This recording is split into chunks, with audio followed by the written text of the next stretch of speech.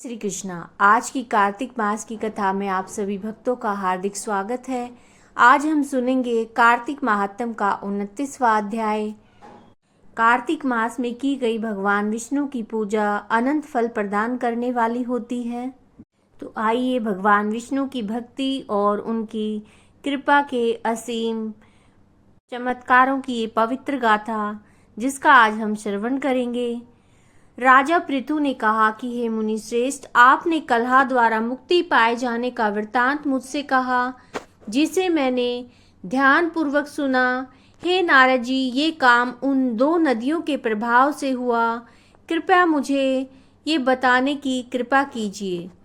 नारद जी ने कहा, राजन, कृष्णा नदी साक्षात भगवान विष्णु महाराज का शरीर और वेणी नामक नदी भगवान शंकर का शरीर है।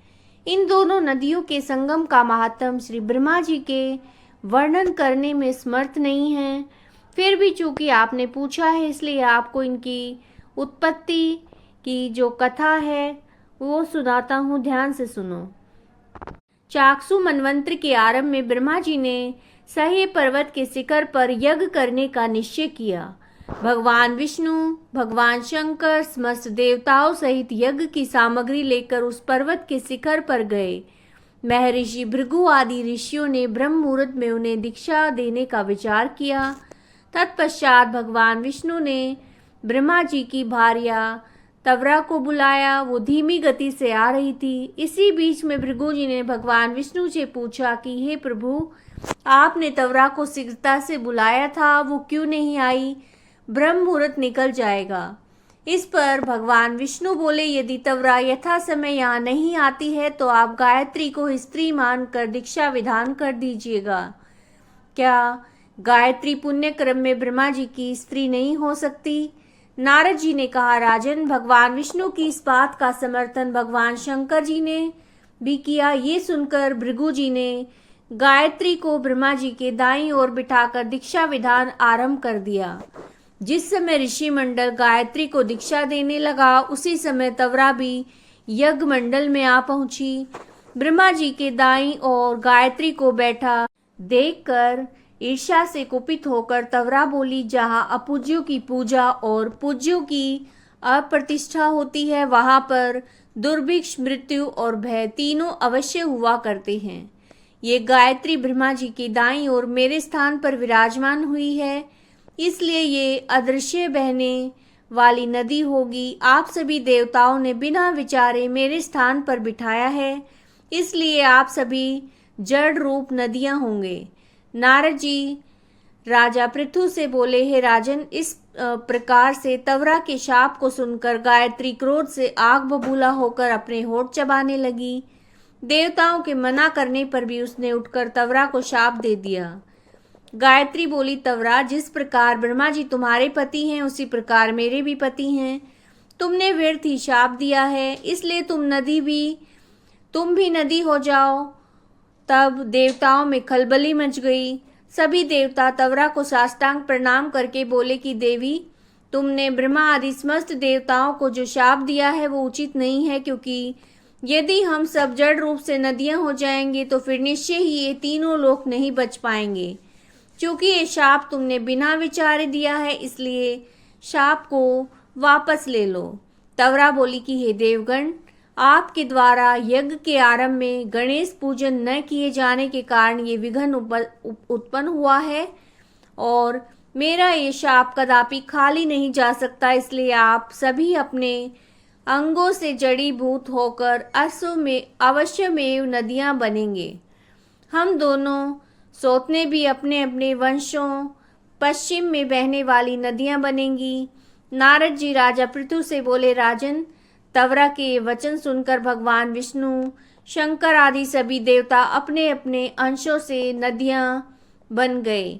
भगवान विष्णु के अंश से कृष्णा, भगवान शंकर के अंश से वेणी और ब्रह्मा जी के अंश से कुकुदमवती नामक नदियां उत्पन्न हो गई। समस्त देवताओं ने अपने अंशों को जड़ बनाकर वहीं सहे पर्वत पर फेंक दिया। उन लोगों के अंश पृथक पृथक नदियों के रूप में बहने लगे।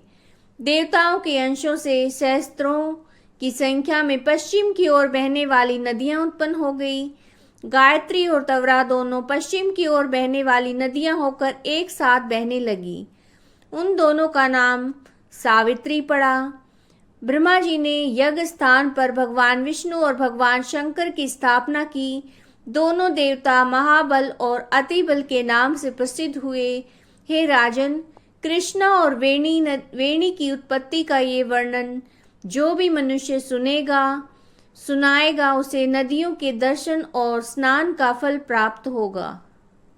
आइए अब सुनते हैं पंचभिक्षु व्रत की कहानी।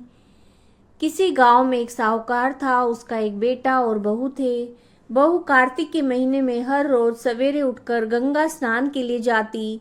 सुबह जल्दी जाते समय किसी भी पराये पुरुष का मुंह नहीं देखती थी। एक राजा का बेटा भी सुबह सवेरे गंगा स्नान के लिए जाता। वो हैरान होता कि मैं इतनी जल्दी उठता हूँ स्नान के लिए, लेकिन कोई जो मुझसे भी जल्दी उठकर नहा लेता है। कार्तिक माह के 5 दिन बचे थे। एक दिन साहूकार की बहू तो स्नान करके घर वापस जा रही थी। उस समय राजा का बेटा स्नान के लिए आ रहा था। आवाज सुनकर जल्दी जल्दी जाने लगी, लेकिन जल्दबाजी में उसकी माला मोजड़ी छूट गई। राजा के बेटे ने उसकी माला और मोजड़ी उठा ली और सोचने लगा कि जिस स्त्री की ये माला मोजड़ी इतनी सुंदर है वो खुद कितना सुंदर होगी। उसने पूरे गांव में मुनादी करवा दी कि जिसकी ये माला मोजड़ी है वो 5 रात मेरे पास आएगी। साहूकार के बेटे की बहू ने कहलवा दिया कि मैं 5 रात आऊंगी, लेकिन किसी को साख भरने बिठा देना। राजा के बेटे ने एक तोते को पिंजरे में बंद करके गंगा के किनारे पेड़ पर टांग दिया। बहू सुबह के समय आई, पहली पैड़ी पर पैर रखा और बोली कि हे कार्तिक के ठाकुर राय दामोदर, 5 पांडु, छठे नारायण, भीखम राजा, उस पापी को नींद आ जाए। राजा के बेटे को नींद आ गई। बहू नहा धोकर चलने लगी तो तोते से बोली, सुआ सुआ तेरे गल डालूंगी हीरा, मेरी साख भरियो वीरा। सुआ बोला, कोई वीर भी साख भरता है क्या? फिर वो बोली, सुआ सुआ सुबह तेरे पग घालूंगी नेवर, साख भरियो मेरे देवर। सुआ ने कहा, ठीक है भाभी, मैं तेरी साख रखूंगा। वह तो कहकर चली गई। राजा का बेटा हड़बड़ाकर उठा और सुआ से पूछा कि सुआ सुआ वो आई थी, कैसी थी? सुआ बोला, आभा की सी बिजली, होली की सी झल और केला की सी कामिनी, गुलाब का सा रंग। अगले दिन राजा के बेटे ने सोचा कि आज मैं अपनी अंगुली में चीरा लगाऊंगा जिससे मुझे नींद नहीं आएगी। अगले दिन राजकुमार ने अंगुली में चीरा लगाकर लेट गया। वो आई और भगवान से उसी तरह से प्रार्थना करने लगी। राजकुमार को फिर से नींद आ गई। वो स्नान करके फिर से वापस चली गई। सुबह राजकुमार ने तोते से फिर पूछा। उसने वही सारी बातें दोहराई। अब राजकुमार बोला, मैं आज आंखों में मिर्ची डालकर बैठूंगा। रात में वो मिर्ची डालकर बैठ गया। बहू आई और प्रार्थना की जिससे उसे फिर से नींद आ गई। राजकुमार ने तोते से बहू के आने की बात पूछी तो उसने बता दी। राजकुमार अब फिर से सोचने लगा कि आज मैं बिना बिस्तरे के ही बैठूंगा और रात को बिना बिस्तरे के बैठ गया। जब वो स्नान करने आई तो फिर से भगवान से प्रार्थना की कि राजकुमार को नींद आ जाए। अब वो नहाकर जाने लगी, आंख बंद करके चली गई। राजकुमार जब उठा तो वो जा चुकी थी। राजकुमार फिर सोच में पड़ गया और सोचने लगा कि आज मैं अंगीठी जलाकर बैठूंगा जिससे नींद नहीं आएगी। फिर वो रात को अंगीठी रखकर बैठ गया। साहूकार की बहू आई, भगवान से प्रार्थना करने लगी, आपने 4 रातें तो निकाल ली, अब ये रात और निकाल दो। भगवान ने उसकी बात रख ली और राजकुमार को नींद आ गई। जब वो नहाकर जाने लगी तो तोते से बोली कि इस पापी को कह देना कि 5 रातें पूरी हो चुकी हैं, वो मेरी मोतियों की माला मेरे घर भिजवा दे। सुबह राजकुमार की आंख खुली तो उसने तोते से पूछा कि क्या वो आई थी? तोते ने कहा, हाँ वो आई थी, उसने अपनी माला मंगवाई है। ये सुनकर राजकुमार सोचने लगा कि वो तो सच्ची थी। तभी भगवान ने उसका सत रखा है। कुछ समय के बाद राजकुमार को कोढ़ हो गया। राजा ने ब्राह्मण को बुलाकर पूछा कि मेरे बेटे का शरीर क्यों जल रहा है। ब्राह्मण ने विस्तार से सारी बातें राजा को बताई कि इसने क्या किया है। ब्राह्मण ने कहा कि इसने एक पतिव्रता स्त्री पर बुरी नजर डाली है, इसलिए इस रोग से ये पीड़ित हुआ है। राजा ने इसके ठीक होने का उपाय पूछा तो ब्राह्मण ने कहा कि साहूकार की बहू की धर्म की बहन बनाए, रोज उसके नहाए हुए जल से स्नान करे तो ठीक हो सकता है। राजा साहूकार की बहू की माला लेकर साहूकार के घर गया और उससे कहा कि ये माला आपकी पुत्र वधू की है, इसे ले और बहू के नहाए हुए जल से मेरे बेटे को नहला दें। साहूकार ने कहा वो तो किसी पराये पुरुष का मुंह नहीं देखती, आप उसे इस नाली पर बिठा दें। जब वो ऊपर नहाएगी तो नीचे इस नाली से जो पानी आएगा उसमें आपका पुत्र नहा लेगा। राजकुमार ने वैसा ही किया और कुछ समय के बाद उसका शरीर चंदन सा हो गया। हे पंचभीखु देवता, जैसे आपने साहूकार की पुत्र वधू का सत रखा वैसे ही सबका रखना।